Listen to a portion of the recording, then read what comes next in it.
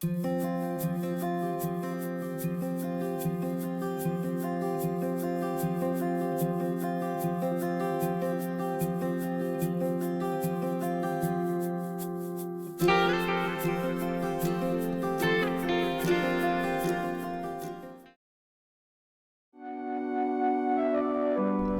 sustainable fish stocks surround the UK, the last half-century has seen a massive decline in an industry that was once the heartbeat of many UK cities. Member of the European Parliament for Yorkshire and North Lincolnshire, Mike Hookham, whose father worked on the docks, remembers the days when the fishing industry was vibrant and at the heart of the community. I mean, across the river there is where I was born and brought up. This to me was my playground. As a kid, this is where I came, this is where I messed about on the ships, on the docks, and watching the trades that was going on. The fishermen came across here to the chandlers and bought all of their equipment before they set sail from these buildings, and there was many, many buildings across there. And this was probably, I always remember it as one of the last places I'd stand to see the trawlers going out into the river and out to sea.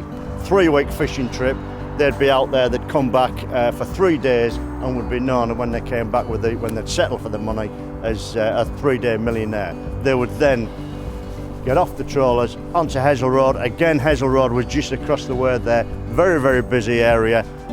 All of the people there in some way was working for the fishing industry. There'd be wet fish shops, there'd be fish shops, there would be tailors, clothing, everything was out there. It was a village within a city. All those jobs, those trades, those people are now gone. There is no more fishing industry in this area.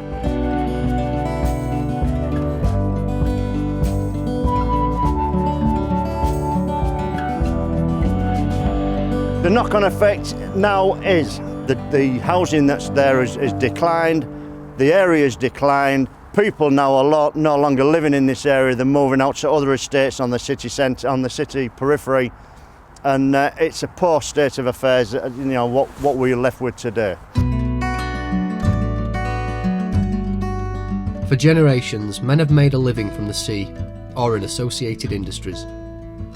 At its peak, an estimated 650,000 UK jobs were directly dependent upon the industry, and the British fleet was the largest and most technologically advanced in the world, with over 12,000 vessels of all types.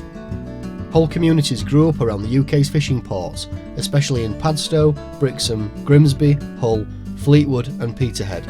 Pubs, clubs and shops thrived as fishermen and their families spent their hard-earned wages ashore. People were very proud of the living they earned and what they did for this country. So what happened to decimate one of the UK's most successful industries? The first big blow to the UK fishing fleet came with the Cod Wars, which nearly took the UK into an armed conflict after the Icelandic government extended the exclusive economic zone around their island, limiting British fishing in its waters. The general demise of Hull's fishing industry, I could see it coming off. Them were the first signs. I could understand the Icelandics, it was their living. It was just the methods that they used.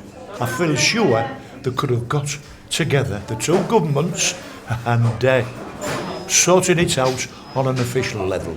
I think that the British government in general could have done a lot more for us, stuck up for us a bit more, or we're back to the same thing again, negotiation. Iceland eventually achieved its overall aims to the detriment of the already declined British fisheries, severely affecting the economies of northern fishing ports in the United Kingdom such as Grimsby, Hull and Fleetwood. However, the beginning of the end for the UK fishing industry sounded when in 1973 Tory Prime Minister Edward Heath took Britain into the European Union, then known as the EEC. Hours before Britain was admitted, the original 6 EEC members drafted the notorious addition to the Aqueous Communautaire. It obliged new members to surrender control of their waters to Europe, and to agree to equal access to a common resource as far as fishing was concerned. In his desperation to join the EEC, Heath gave up our sovereign right to an exclusive 200-mile fishing zone and accepted the principle of equal access, essentially handing Britain's proud fishing industry to Brussels on a plate. It led to this dreadful business of quotas where trawlers were catching fish and having to dump it